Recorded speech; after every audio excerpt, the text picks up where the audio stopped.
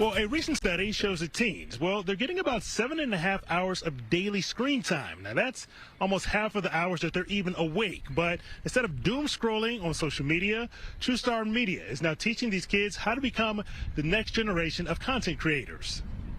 The original goal was just to help young people with their writing skills. We had them create this 2-page newsletter, and we saw the impact of how their faces lit up when they saw their words. 20 years later, TrueStar Media has become so much more. The youth-focused nonprofit recently celebrated 2 decades of training the next generation of journalists and content creators. Scene 2, take 1. Scene 2, take 1. When we first started, it was journalism. But then the young people said, we want to learn photography and we want to learn how to lay out the newsletter. So we said, okay, let's create a program and find an industry professional to come in and work with them on these competencies. So we just kind of listened to the young people as we went on throughout the years. And that's how we are where we are today, because we listened to what they said. Their goal from day one has been to empower youth to be the author of their own stories. We want young people to control the narrative of who they are.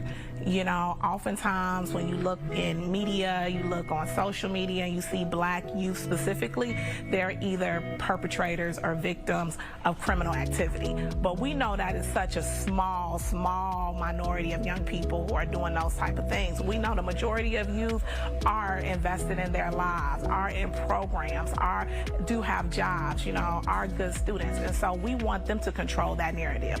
We want to give them the platform where tell your story, show people who you are. The students in the program range from as young as 14 up to 24 years old. They're exposed to all forms of media, including journalism, photography, editing, podcasting, graphic design, and they even have a digital magazine, all fully run by students.